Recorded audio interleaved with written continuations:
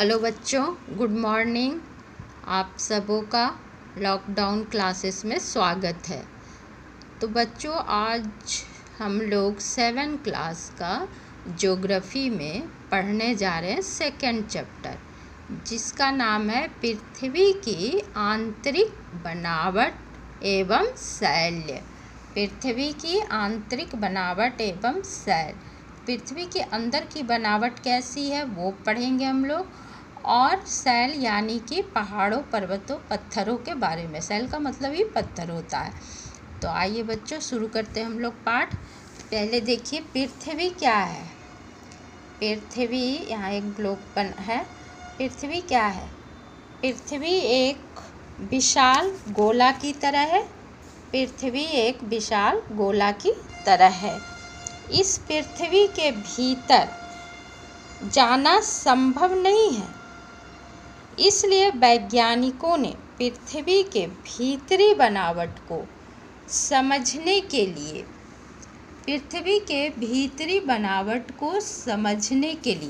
ये देखिए पृथ्वी एक गोला की तरह है।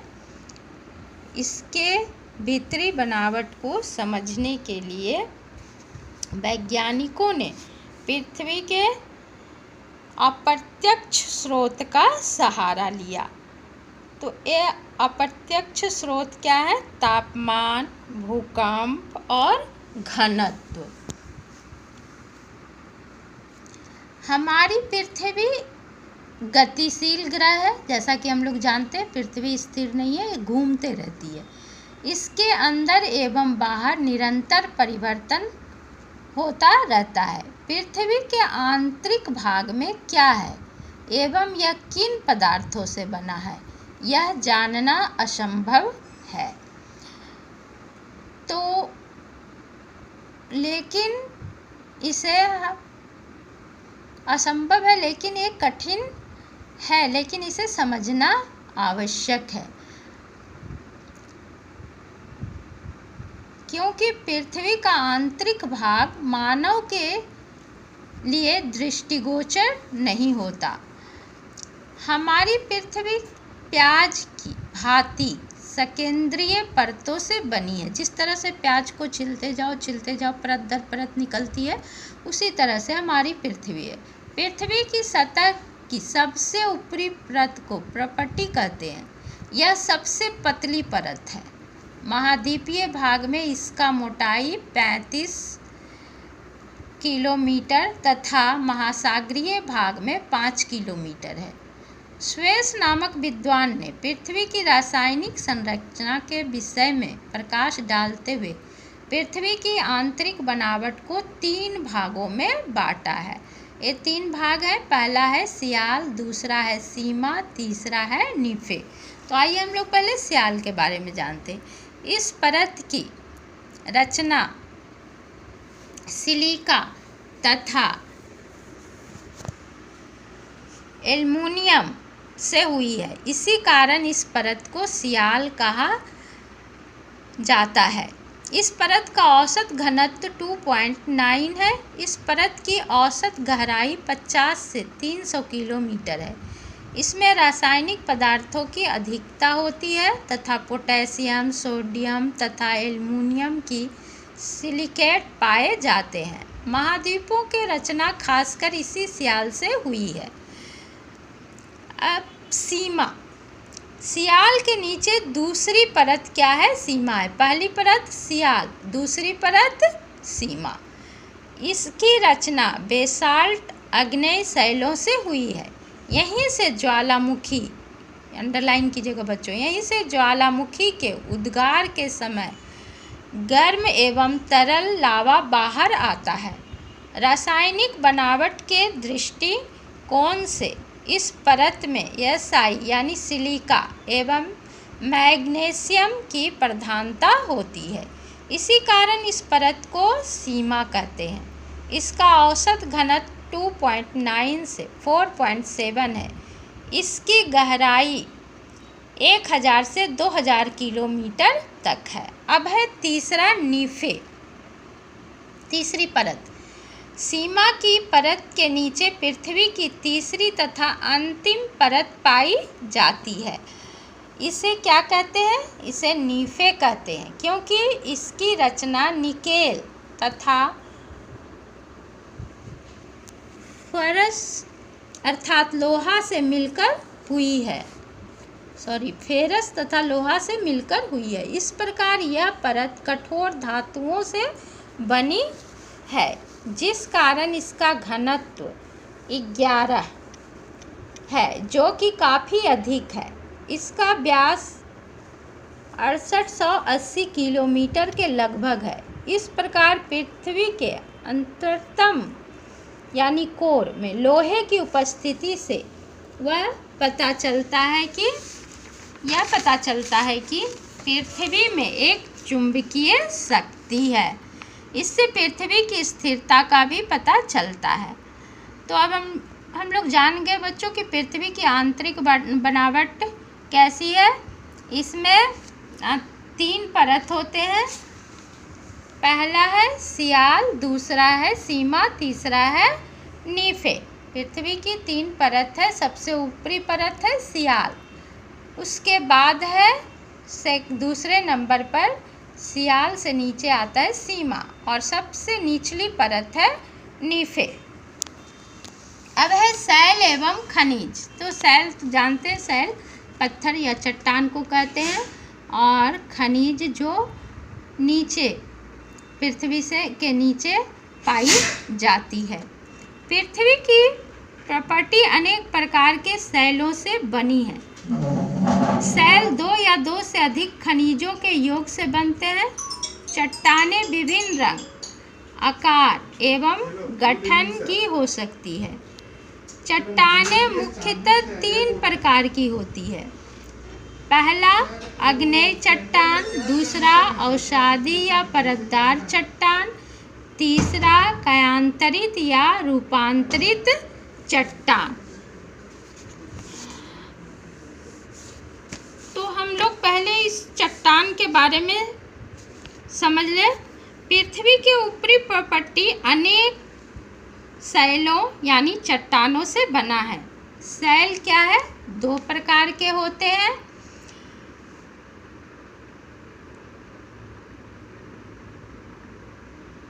या 2 से अधिक भी हो सकते हैं।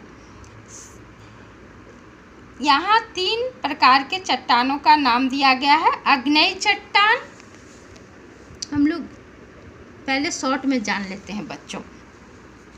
पहले पृथ्वी की ऊपरी प्रॉपर्टी अनेक सैलों या चट्टानों से बना है। सैल 2 या 2 से अधिक खनिजों के योग्य से बना है। सैल 3 प्रकार के होते हैं। आग्नेय चट्टान, अवसादी या परतदार चट्टान, जिसको अवसादी या परतदार चट्टान को बलुआ पत्थर भी कहते हैं। कायांतरित चट्टान जैसे कि चूना पत्थर, संगमरमर। कायांतरित चट्टान में चूना पत्थर या संगमरमर। तो आइए अब हम लोग किताब में देखते हैं बच्चों। पृथ्वी की प्रॉपर्टी अनेक प्रकार के सैलों से बनी है। सैल 2 या 2 से अधिक खनिजों के योग से बनते हैं। चट्टानें विभिन्न रंग के, आकार एवं इसके अलग तरह के गठन भी हो सकते हैं। चट्टानें मुख्यतः 3 प्रकार की होती है। आग्नेय चट्टान, अवसादी या परतदार चट्टान, कायांतरित या रूपांतरित चट्टान। अवसादी जिसको बलुआ पत्थर कहते हैं, कायांतरित या रूपांतरित यानी संगमरमर या चूना पत्थर। तरल मैग्मा ठंडा होकर ठोस बन जाता है। इस प्रकार के बने चट्टानों को आग्नेय चट्टान कहते हैं। इसे प्राथमिक चट्टान भी कहते हैं। आग्नेय चट्टान भी 2 प्रकार की होती है, अंतर्भेदी चट्टानें और बहिर्भेदी चट्टानें। तरल मैग्मा जब कभी भूप्रपट्टी के अंदर गहराई में ही ठंडा हो जाता है, तब इससे बनी चट्टानों को अंतर्भेदी आग्नेय चट्टान कहते हैं। धीरे धीरे ठंडा होने के कारण इन चट्टानों में रबों का आकार बड़ा होता है।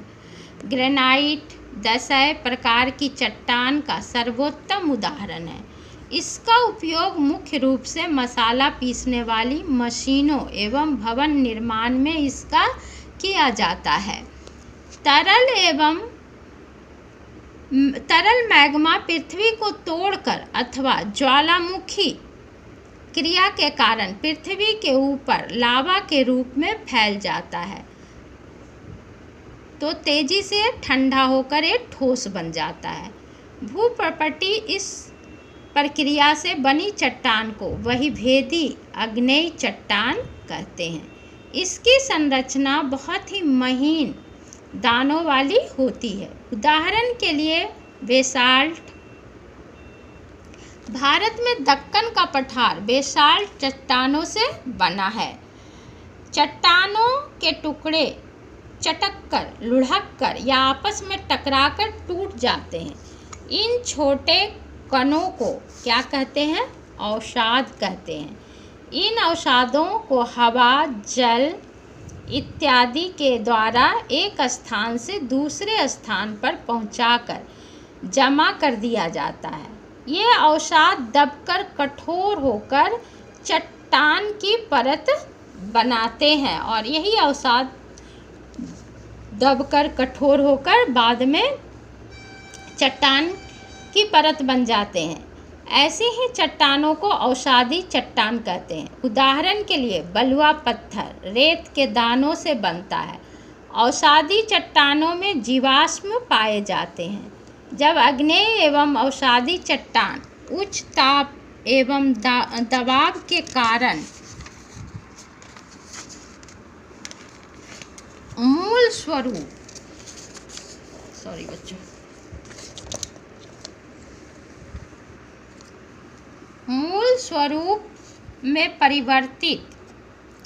स्वरूप में परिवर्तित हो जाती है तो उसे क्रांतरित चट्टान कहते हैं। जैसे चूना पत्थर, संगमरमर एवं चिकनी मिट्टी स्लेट में परिवर्तित हो जाते हैं। चट्टानें हमारे लिए बहुत उपयोगी है। कठोर चट्टानों का उपयोग कहाँ किया जाता है? सड़क बनाने में, घर एवं इमारत बनाने में इसका प्रयोग किया जाता है। आपको यह जानकर आश्चर्य होगा कि चट्टानें अपने मूल स्वरूप में अधिक समय तक नहीं रहती, बल्कि इसके स्वरूप में परिवर्तन होता रहता है। चट्टानें चक्रीय तरीकों से एक दूसरे में परिवर्तित हो जाते हैं। इसी प्रक्रिया को चट्टानी चक्र कहते हैं। आप जानते हैं कि गलित मैग्मा ठंडा होकर ठोस आग्नेय चट्टान बन जाता है। ये आग्नेय चट्टान छोटे छोटे टुकड़ों में टूटकर एक स्थान से दूसरे स्थान पर स्थानांतरित होकर अवसादी शैल का निर्माण करता है। क्या करता है? अवसादी शैल का निर्माण करते हैं। ताप एवं दाब के कारण आग्नेय चट्टानें अवसादी चट्टानें कायांतरित चट्टानों में बदल जाती है। अत्यधिक ताप के कारण कायांतरित चट्टानें पुनः पिघलकर तरल मैग्मा बन जाती है। यह गलित मैग्मा पुनः ठंडी होकर ठोस आग्नेय शैल में परिवर्तित हो जाता है। चट्टानें विभिन्न खनिजों से बनी होती है। खनिज प्राकृतिक रूप में पाए जाते हैं जिनका निश्चित भौतिक गुणधर्म एवं रासायनिक संगठन होता है। खनिज हमारे लिए बहुत ही महत्वपूर्ण है। कुछ का उपयोग ईंधन की तरह किया जाता है, जैसे कि कोयला, पेट्रोलियम, प्राकृतिक गैस इत्यादि। खनिजों का उपयोग उद्योग, औषधि एवं उर्वरक में होता है। जैसे देखिए बच्चों, ये जो यहाँ पे हम लोग अभी पढ़े खनिज के बारे में, है ना, ये कोयला, पेट्रोलियम, प्राकृतिक गैस, इनका निर्माण होने में करोड़ों करोड़ वर्ष लगते हैं, लेकिन हम मनुष्य इसे बहुत तेज़ी से इसका उपयोग करके बहुत ज़्यादा अति उपयोग करके इसका हम लोग बहुत तेज़ी से इसकी कमी होती जा रही है, क्योंकि निर्माण होने में तो करोड़ों करोड़ वर्ष लगते हैं, लेकिन इसका इस्तेमाल करके मनुष्य इसे बहुत तेज़ी से ख़त्म करता जा रहा है। तो हम लोग इस चैप्टर को समझ लिए हैं। अब हम लोग यहाँ देखिए बच्चों,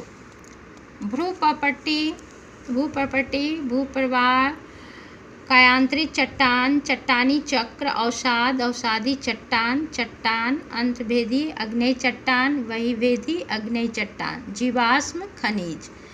जीवाश्म देखिए, जीवाश्म कहते हैं चट्टान की परतों में दबे मृत पौधों एवं जंतुओं के अवशेषों को क्या कहते हैं? जीवाश्म कहते हैं। जो जीव जंतु मर जाते हैं या पेड़ पौधे दब जाते हैं चट्टानों के नीचे, या भूकंप आने पे जो इन चट्टानों के नीचे दब जाते हैं, वो जीव जंतु जो हैं वो उनके अवशेष ही जीवाश्म कहलाते हैं।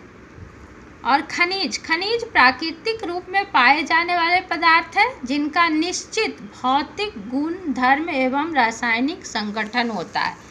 तो कुछ प्राकृतिक चीज़ें ऐसी हैं जो कभी ख़त्म नहीं होती है, लेकिन कुछ प्राकृतिक चीज़ें ऐसी हैं जिसका बहुत तेज़ी से विघटन होता जा रहा है। प्राकृतिक चीज़ में जैसे कि सूर्य की रोशनी, वो कभी ख़त्म होने वाला नहीं है। वायु, ये सब जो हमें प्रकृति से प्रदान हुई ख़त्म नहीं होगी, लेकिन कुछ खनिज पदार्थ जो ऐसे हैं वो बहुत तेज़ी से ख़त्म हो रहे हैं और इनका विनिर्माण नहीं किया जाता है। ये इनका फिर से निर्माण होने में करोड़ों वर्ष लग जाता है। तो बच्चों, मुझे उम्मीद है आप लोगों को पाठ समझ में आ गया होगा और आप लोग इसे ध्यान से पढ़िएगा और किताब को सामने रखिएगा बच्चों और इसे पढ़िएगा। देखिए यहाँ पे संगमरमर यानी कि संगमरमर पत्थर, यह देखिए जिससे ताजमहल बनाया गया है ना, यहाँ दिखाया गया है ना, और ऊपर में है लाल किला जो बलुआ पत्थर से बना है।